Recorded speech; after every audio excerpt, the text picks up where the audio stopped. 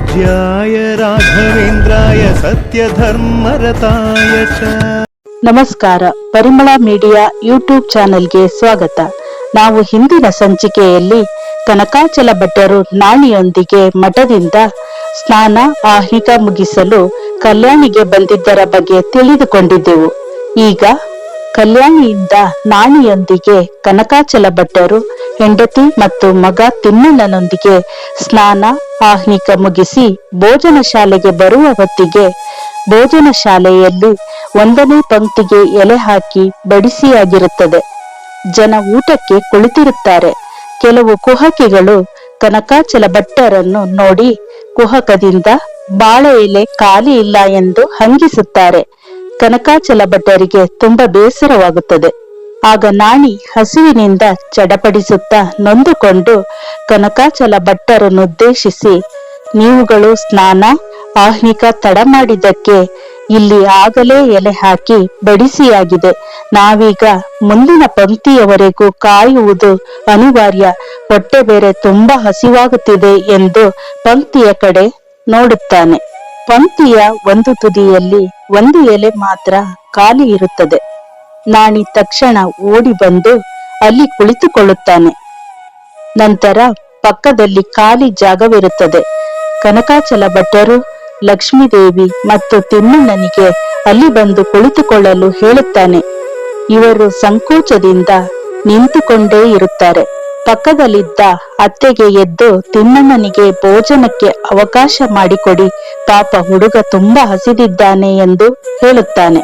ಅವರು ಆ ಕೆಲಸವನ್ನು ನೀನೇ ಮಾಡಬಹುದಲ್ಲ ಎಂದಾಗ, ನನಗೂ ತುಂಬಾ ಹಸಿವಾಗುತ್ತಿದೆ, ಅಲ್ಲದೆ ಬ್ರಾಹ್ಮಣ 1 ಸಾರಿ ಭೋಜನಕ್ಕೆ ಕುಳಿತ ಮೇಲೆ ಊಟ ಬಿಟ್ಟು ಎದ್ದರೆ ಅನ್ನಪೂರ್ಣೇಶ್ವರಿಗೆ ಅವಮಾನ, ತಪ್ಪಾಗಲ್ವೇ ಎಂದು ಹೇಳಿ ಜಾರಿಕೊಳ್ಳುತ್ತಾನೆ.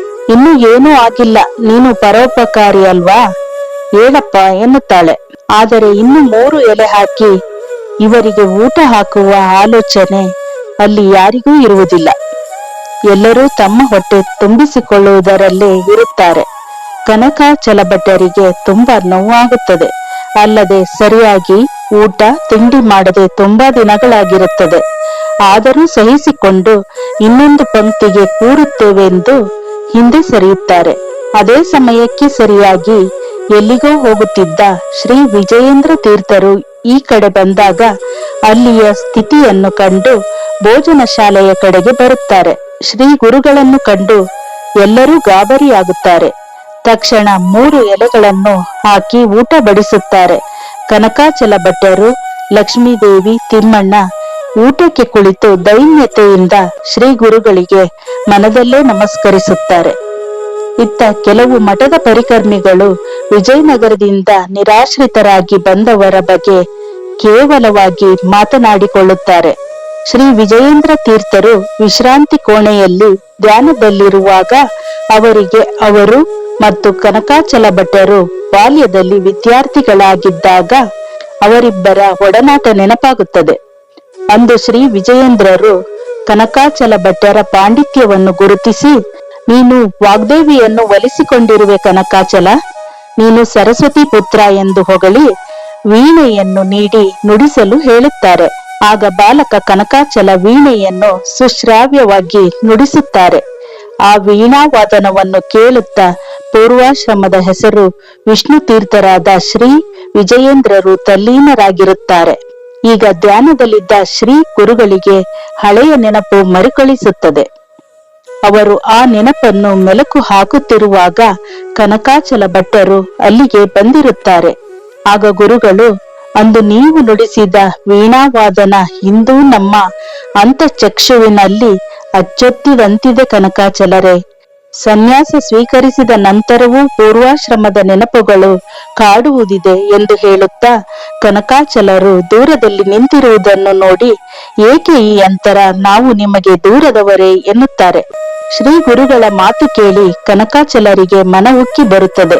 ತಕ್ಷಣ ಒಳಗೆ ಹೋಗಿ ಶ್ರೀ ಗುರುಗಳಿಗೆ ನಮಸ್ಕರಿಸಿ ಅವರ ಮುಂದೆ ಕುಳಿತು ದೈನ್ಯತೆಯಿಂದ, ತನ್ನಿಂದೇನಾದರೂ ಅಪಚಾರವಾಯಿತೆ ಗುರುಗಳೇ, ತಮ್ಮಂತವರು ದೈವ ಧ್ಯಾನ ಮಾಡುತ್ತಿರುವಾಗ ಸಾಕ್ಷಾತ್ ಭಗವಂತನೇ ತಮ್ಮೆದುರಿಗೆ ನಿಂತಿರುತ್ತಾನೆ.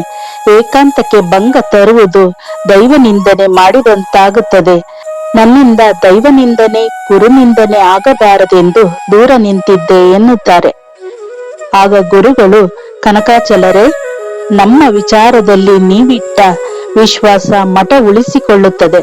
ವಿಜಯನಗರದಿಂದ ತುಂಬಾ ಜನ ನಿರಾಶ್ರಿತರು ಕುಂಭಕೋಣಕ್ಕೆ ಬಂದಿದ್ದಾರೆ.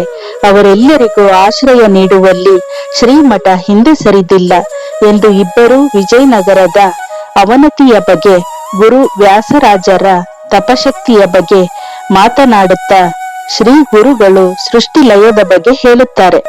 ಅಂದು ಶ್ರೀಕೃಷ್ಣ ನುಡಿದಂತೆ ಮತ್ತೆ ಭಗವಂತ ಅವತರಿಸಲು ವೇದಿಕೆ ಸಿದ್ಧವಾಗುತ್ತಿದೆ ಎಂದು ಮಾರ್ಮಿಕವಾಗಿ ಶ್ರೀ ಗುರುರಾಯರ ಅವತಾರದ ಬಗ್ಗೆ ಹೇಳುತ್ತಾರೆ. ಅಷ್ಟರಲ್ಲಿ ಅಲ್ಲಿಗೆ ಬಂದ ಪಾರುಪತ್ಯದಾರರಿಗೆ ಕನಕಾಚಲ ಭಟ್ಟರನ್ನು ಪರಿಚಯಿಸಿ, ಇವರು ವಿಜಯನಗರದಲ್ಲಿ ವಿದ್ಯಾಪೀಠದ ಗುರುಗಳಾಗಿದ್ದವರು. ಇನ್ನು ಮುಂದೆ ಇಲ್ಲಿನ ವಿದ್ಯಾಪೀಠದಲ್ಲಿ ಅಧ್ಯಾಪಕರಾಗಿ ಕಾರ್ಯನಿರ್ವಹಿಸಲು ವ್ಯವಸ್ಥೆ ಮಾಡಿಕೊಡಲು ಹೇಳುತ್ತಾರೆ. ಪಾರುಪತ್ಯದಾರರು ಶ್ರೀ ಗುರುಗಳ ಆದೇಶಕ್ಕೆ ಗುರುಚಿತ್ತವೆನ್ನುತ್ತಾರೆ. ಕನಕಾಚಲ ಭಟ್ಟರು ಗುರುಗಳಿಗೆ ನಮಸ್ಕರಿಸಿ ಅವರಿಂದ ಮಂತ್ರಾಕ್ಷತೆಯನ್ನು ಸ್ವೀಕರಿಸಿ ಅಲ್ಲಿಂದ ಪಾರುಪತ್ಯದಾರರ ಜೊತೆ ನಿರ್ಗಮಿಸುತ್ತಾರೆ. ರಾತ್ರಿಯ ಸಮಯ. ಮಠದ ಪಡಶಾಲೆಯಲ್ಲಿ ಶ್ರೀಮಠದ ಎಲ್ಲ ಪರಿಕರ್ಮಿಗಳು ಆಗ ತಾನೇ ಮಲಗಿ ನಿದ್ರೆಗೆ ಜಾರಿರುತ್ತಾರೆ. ಕನಕಾಚಲ ಭಟ್ಟರು ಮತ್ತು ಲಕ್ಷ್ಮೀದೇವಿ ಪಡಶಾಲೆಯ ಒಂದು ಮೂಲೆಯಲ್ಲಿ ಕುಳಿತು ಮಲಗಲು ಅಣಿಯಾಗುತ್ತಿರುವಾಗ ತಿಮ್ಮಣ್ಣ ವೀಣೆಯನ್ನು ತಂದು ತಂದೆಗೆ ನುಡಿಸಲು ಹೇಳುತ್ತಾನೆ. ಆಗ ಕನಕಾಚಲ ಭಟ್ಟರು ಈ ಹೊತ್ತಲ್ಲಿ ಇಲ್ಲಿ ಬೇಡ ಎನ್ನುತ್ತಾರೆ. ಹರಿಸ್ಮರಣೆ ಮಾಡಲು ಯಾವ ಜಾಗ ಆದ್ರೇನು, ಯಾವ ಸಮಯ ಆದ್ರೇನು, ಪ್ರತಿನಿತ್ಯ ಮಲಗುವ ಮುನ್ನ ವೀಣೆ ನುಡಿಸುತ್ತಾ ಹರಿಸ್ಮರಣೆ ಮಾಡುವುದು ನಮ್ಮ ಕುಟುಂಬದ ಪದ್ಧತಿ. ಆದರೆ ನಾವು ವಿಜಯನಗರವನ್ನು ತೊರೆದು ಬಂದ ಮೇಲೆ ವಾಗ್ದೇವಿಯ ಸ್ಮರಣೆ ಕಡಿಮೆಯೇ. ಈಗ ತಿಮ್ಮಣ್ಣ ಬಯಸುತ್ತಿದ್ದಾನೆ ಎಂದು ಲಕ್ಷ್ಮೀದೇವಿ ಹೇಳುತ್ತಾರೆ. ಕನಕಾಚಲ ಭಟ್ಟರು ಹೆಂಡತಿಯ ಮಾತಿಗೆ ಮಣಿದು ವೀಣೆ ನುಡಿಸಲು ಪ್ರಾರಂಭಿಸುತ್ತಾರೆ. ತಕ್ಷಣ ಮಲಗಿದ್ದ ಒಬ್ಬ ಪರಿಕರ್ಮಿ ನಿದ್ದೆಗಣ್ಣಲ್ಲೇ ಎದ್ದು, ಯಾರಯ್ಯ ನೀನು, ಹರಿಕತೆ ದಾಸನ ಹಾಗೆ ಕೊಟ ಕೊಟ ಅಂತ ಏನಯ್ಯ ನಿನ್ನ ಕಿರಿಕಿರಿ, ಸುಮ್ನೆ ಮಲ್ಕೊಳ್ಳಯ್ಯ ಎಂದು ಗದರುತ್ತಾನೆ. ತಕ್ಷಣ ಕನಕಾಚಲ ಭಟ್ಟರು ವೀಣೆ ನುಡಿಸುವುದನ್ನು ನಿಲ್ಲಿಸಿ, ನೋಡು ತಿಮ್ಮಣ್ಣ, ನಮ್ಮಿಂದಾಗಿ ಬೇರೆಯವರ ವಿಶ್ರಾಂತಿ, ನೆಮ್ಮದಿ, ಶಾಂತಿಗೆ ಭಂಗ ಆಗಬಾರದು. ಪುರಂದರ ವಿಠಲನ ಬಯಸುವುದು ನರಚಿತ್ತ, ದುರಿತಗಳ ಕಳೆವುದೇ ಹರಿಚಿತ್ತವಯ್ಯ, ಹರಿಚಿತ್ತ ಸತ್ಯ ಎಂದು ಹೇಳಿ ವೀಣೆಯನ್ನು ಬದಿಗಿಟ್ಟು 3 ಜನ ಮಲಗಲು ಅಣಿಯಾಗುತ್ತಾರೆ.